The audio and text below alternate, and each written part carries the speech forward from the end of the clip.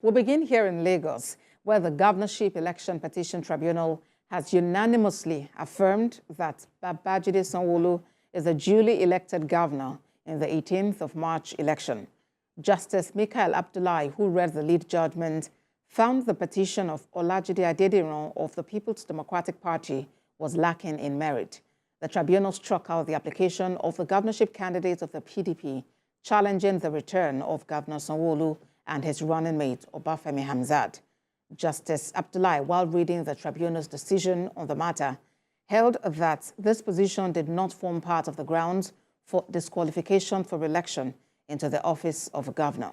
The tribunal also declared that if it has no powers to inquire into the primary election of the APC, which produced Mr. Sanwo-Olu, saying it is a pre-election matter which does not fall under its jurisdiction. The tribunal also struck out the names of the Labour Party and its candidate among the list of respondents, saying a petition is contemplated to be filed between the winner and the loser of an election, and not between two persons who lost. TVC News correspondent Kemi Fola-Adeyemo joins me now for more updates from the tribunal. Kemi, what more do you have for us at this time?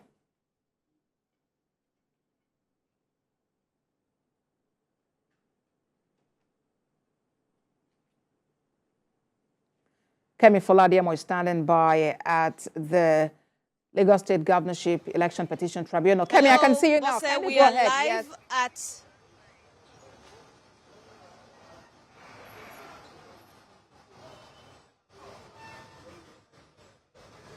Hello, Bosse. We are live at the Election Petition Tribunal venue that is sitting at the Roselyn Omotosho Courthouse in Ikeja. And after about 6-hour long judgment in the petition filed by the PDP candidate popularly called Jandor, the three-member tribunal has dismissed his petition for lacking in merit, finding that Mr. Babajide Sanwo-Olu of the APC was duly elected.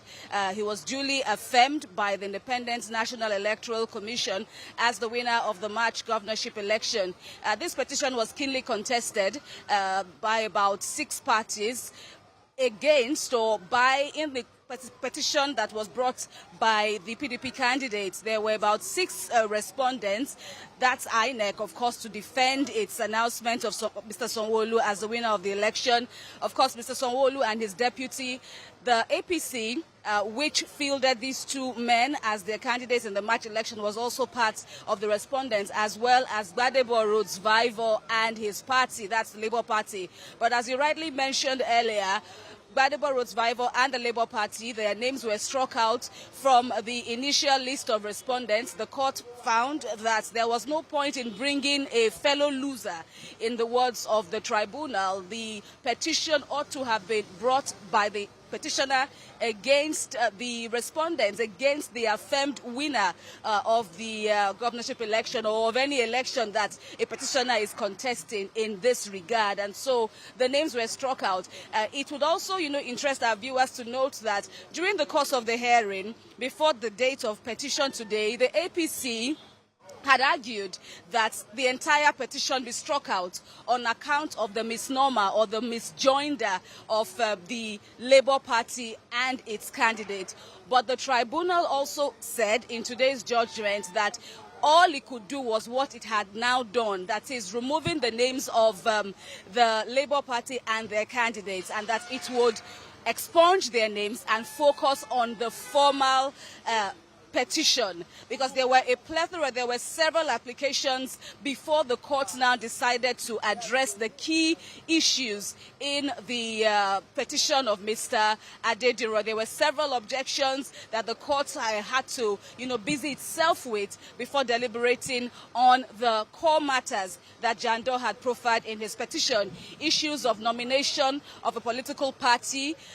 The court found, as we have seen in the trend so far, that it had no business with issues of this. These were primarily pre-election matters, and it was not for it to talk about or to look into how a political party arrives at the sponsorship of its candidates. That matter was consistently addressed in today's in today's judgment. There was also the issue of Mr. Sanwo-Olu's educational qualifications, because that Jandor was also contending against that his certificate at the Jebode Grammar School being tendered by the governor, showing that he graduated from the college, was also keenly contested by Jandor. But the court found that Jandor himself had said during his evidence, his oral testimony, that he was not even a student of the school.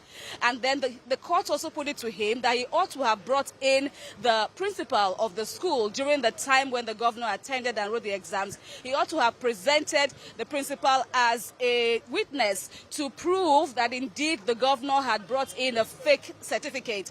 By the way, INEC or WAEC had already come in, being subpoenaed by the PDP's candidates during the hearing of that case. WAEC had come to testify that what they had was indeed the original certificate. So all of these built up kind of the arguments of the respondents, especially INEC and, of course, the APC and its candidates, in saying that there was no proof. And the court said it had no absolutely, Kemi. Absolutely, Kemi. Was the one that had the burden of proof to ensure the success of his petition. And in this petition, Mr. Adediran was found to have failed in proving his case. Absolutely, Kemi, and I can see behind you that the 5-minute recess by the tribunal is over, and your colleagues are making their way into the courtroom. So you just need to quickly go there so we can get all of the updates from you much later. But thank you for what you've given us at this time. Our legal reporter, Kemi Fola-Adeyemo, there for us in Lagos. The Independent National Electoral Commission is set to conduct a mock accreditation for the forthcoming governorship election in Bayelsa, Imo, and Kogi states. National Commissioner and Chairman, Information and Voter Education Committee of INEC, Sam Olumekun, revealed that the test run will take place simultaneously in the 3 states on the 14th of October from 8:30 a.m. to 2:30 p.m.